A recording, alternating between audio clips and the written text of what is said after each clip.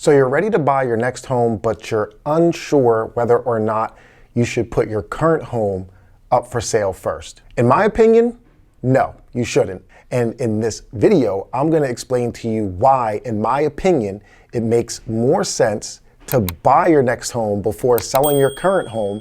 And I'm even going to tell you how to do that. Now you have to stick around to the end for me to give you the tips on how to make that happen. But let me start by saying that this is not going to apply to everyone. We're also going to identify the people where this scenario makes the most sense. And for those, well, it's probably not even an option. As I mentioned, in my opinion, it definitely makes more sense, if possible, to start looking for and potentially purchase your next home or your new home before putting your current home on the market.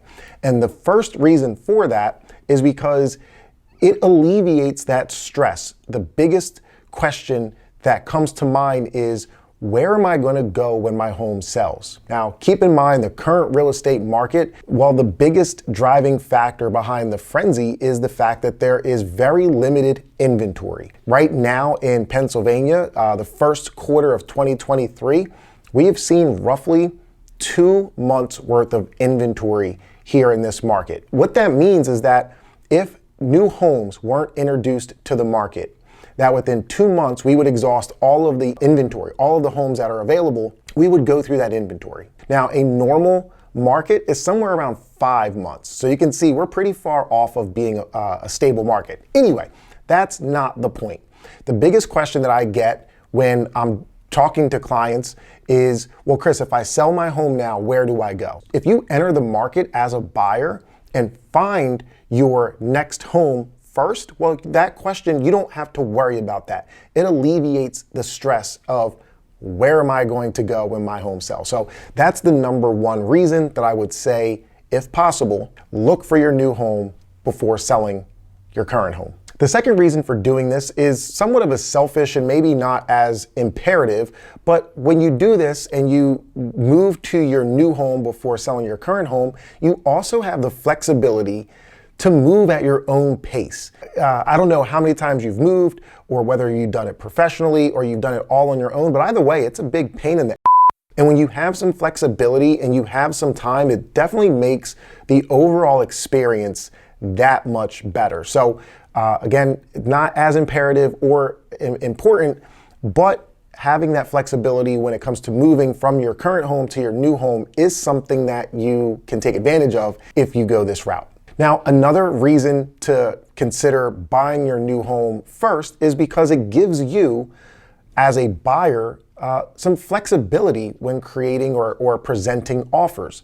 Now, keep in mind, every seller has a different scenario or concern, but let's just take into concern the big question that we addressed in my very first reason, which is, where am I going to go when my home sells?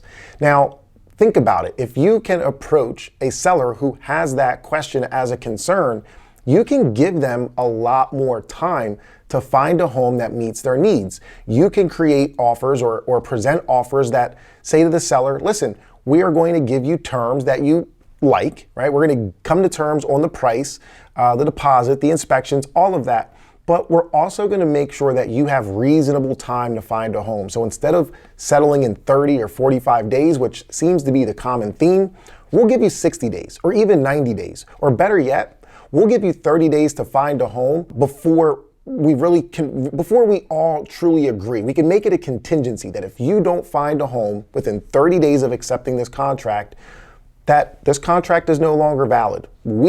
Although we want your home, we will go and look for another property that meets our needs. You also can consider new construction. But as I mentioned, if you stick around, I would tell you how to really make this happen. Now, there's really 2 ways that this is going to happen, and that's either you have the liquidity or the equity. Now, if you have the liquidity, that means that you have the money either in a bank or some type of account that you can draw from at any time to use for the down payment, the closing cost, and all of that for the home that you're going to purchase. But for a lot of people, that's not the case. You're probably not going to have the liquidity. And if you don't, no worries. this is where we can consider using the equity in your home. Now, a lot of times people don't consider that equity as something that they can use until they sell their home. But what I would encourage for you to do is consider a HELOC. If you don't know what a HELOC is, the acronym stands for Home Equity Line of Credit. And it works something along the lines of this. Let's just say that you own a home and the home is worth $500,000. But the loan balance that you have, the mortgage balance on your current loan, is $350,000. So the difference between what you owe and what the home is valued at, the appraised value, that gap is known as your equity. Now, again, when you sell your home, usually that equity is released to you in the form of proceeds. You get a check. All of that equity goes into an account or rolled into the next home. But in this scenario, if you get a home equity line of credit, it's only on that gap and you can draw from it as you need. So in this scenario, you would still be in your home. You would have your first mortgage. You would continue to make the mortgage payment on the first mortgage, the one that has the balance of roughly $350,000. And you would have this separate account, which is almost a piggy bank, or a checking account that you can draw from for, let's just say, $100,000. Because if you have $150,000 in equity, there's fees. You're not going to want to take all of that out. But now let's just say that you have $100,000 at your disposal through this HELOC. And you can draw from that to give your deposit, to pay for your home inspection, to pay for your appraisal, to pay for the down payment and closing costs on your new home. And when you make settlement on that new home, you can then go ahead and put your home up, your previous home up for sale. Or if you haven't already done so, because some people may say, we're going to list it 30 days before we make settlement on your new home. This gives you the flexibility of all of the things we discussed earlier in this video. Alleviating the pressure of where do I go? Having that flexibility of taking your time to move, which again is important to me for some odd reason. And then again, having the flexibility in creating offers that will resonate with a seller who may have some of the same concerns. So don't refinance, take out the HELOC, because again, the HELOC, you can draw from it as you need. The HELOC is the way to go in this scenario, and it does come, the interest on that would be higher than a traditional refinance conventional loan, but the key here is, again, it's a short-term scenario, and we're doing this simply so that you can basically fund yourself to buy this next home. So let me know your thoughts. Hopefully that made sense. If you have any questions, drop them in the comment, and if you're thinking about buying a home, or maybe you bought a home over the last year, let me know how that experience went. Again, our buyer's packet is always available for you to download in the comment section. And until next time, take care.